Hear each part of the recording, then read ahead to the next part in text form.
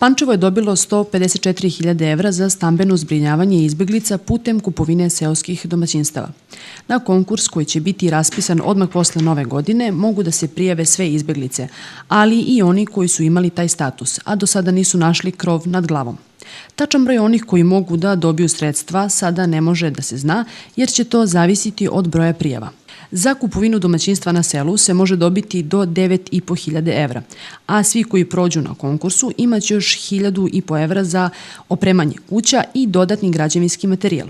Do raspisivanja konkursa svi zainteresovani treba da pronađu raspoloživa domaćinstva po pančevačkim selima, kako bi mogli da se i prijave, kaže članica gradskog veća Suzana Jovanović. Sami korisnici moraju da nađu objekat za koji su zainteresovani da kupe. Iz tih razloga je procedura nešto duža i kreće od ovog obaveštenja koje će biti na snazi nekih 45 dana i tek 4. januara ćemo zaista objaviti javni poziv ili javni konkurs da ljudi konkurišu, odnosno predaju dokumentaciju. Na konkurs mogu da se prijave svi koji i dalje imaju izbeglički status ili oni koji su u bilo kojem periodu imali taj status. Vrednost granta ili te bespovratne pomoći za kupovinu objekta je 9.500 evra.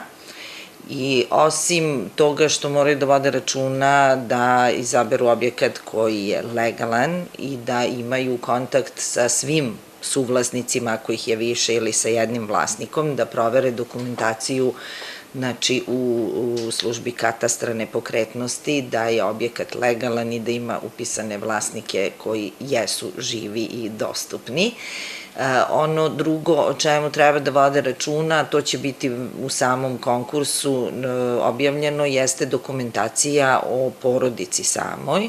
Posle prijavljivanja na konkurs proverit će se imovinsko stanje kandidata, kao i da li su ranije bili u nekom od programa za zbrinjavanje izbeglica, kako u Srbiji, tako i u državama u kojima su živeli.